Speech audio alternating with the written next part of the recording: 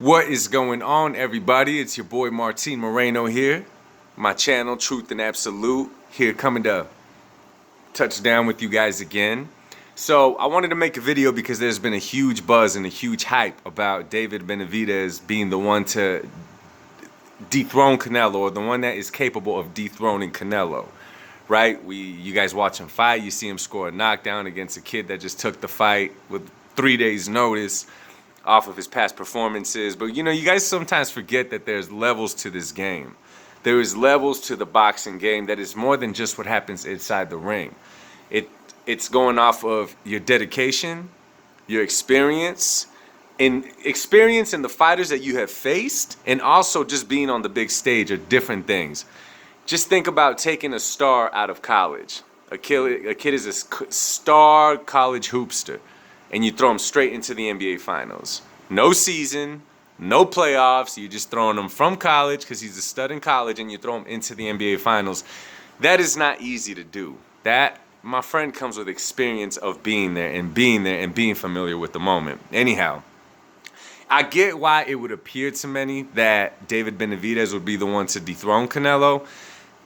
Y'all look at his size, how he bangs in there, how he knocks out these guys that I can't think of an elite opponent that he's faced. Maybe that's not his fault, whatever. And I like the kid. The kid, he seems to have a good attitude. It's not easy to be a boxer. He's entertaining to watch, yes. But there are levels to this game. And a few things I want to point out about David Benavidez, because in my opinion, he's not dethroning Canelo, but he is tailor-made for Canelo. Listen, y'all, the guy is not a slick boxer that's going to make you miss, that's going to make you do all that. No, he's in there to bang with you. He's not that type of fighter. Like a Caleb Plant is a slickster. He'll stick, he'll move, he'll give angles. He knows how to do all that. That's just not how David fights at all. And then he's tall, like Canelo likes him. And he's not that mobile, so that body is like, it has a big red target for Canelo there all night long. I don't know how dedicated David is. He's been busted in the past for doping. I believe it was cocaine. He got busted for it. Maybe he's not doing it no more. And it's so, I mean, we're all human, right? We make mistakes, but it is going to affect the outcome of your career and how dedicated you are to the sport. I pray that he is good and clean now, just, working on his craft, on his career. Another thing, I want y'all to go watch tape of David Benavidez and just see his movement inside of that ring. Most of the time he's stalking a guy down, but if you see him, look at his feet when he starts throwing combinations. Look at how he doesn't shift his weight, from left to right when he's throwing punches. If he's throwing a 1-2, normally you see a fighter to where David leans on his front leg and kind of just throws punches from there.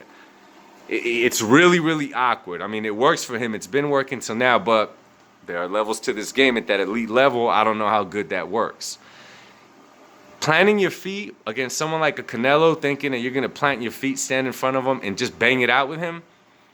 No. Canelo probably sees all this already. Canelo probably knows how he would beat him. So I hate to break it to some of y'all, the Canelo haters and those that that want to see him lose. He is beatable by all means. Every fighter is. But David Benavidez is not that guy. Solid fighter, entertaining fighter for sure. But he's just not the man that's going to dethrone Canelo, yo. Canelo, it'll be an entertaining fight for the 4 or 5 rounds that it'll last before Canelo gets him out of there with the body shot. He's tailor-made for Canelo. That'd be a good match to make good money, to get a big crowd together, and then Canelo get him out of there. One thing I wanted to touch on, you guys probably watched the epilogue of Showtime of the Canelo-Caleb Plant fight.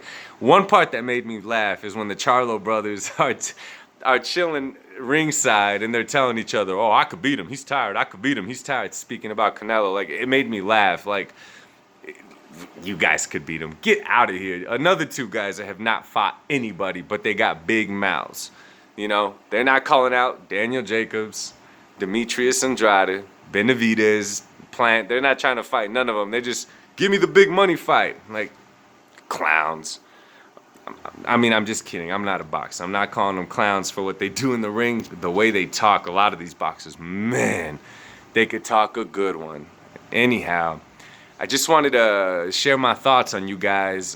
With all the hype going on around Benavidez, he would not be the man to dethrone Canelo.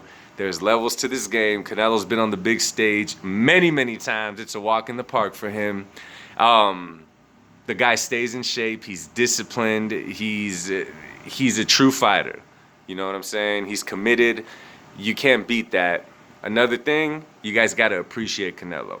Stop spending so much time hating on Canelo, just like y'all did Floyd, that you don't really enjoy what's in front of you. If you're a true boxing fan, a true fan of the sport, this guy, yo, just appreciate what you have in front of you. Anyway, y'all, I just wanted to share my thoughts with you guys. Hope you guys are having a great night. Subscribe to my channel, like this video, and I will talk to y'all soon. God bless. Have a great night. Peace.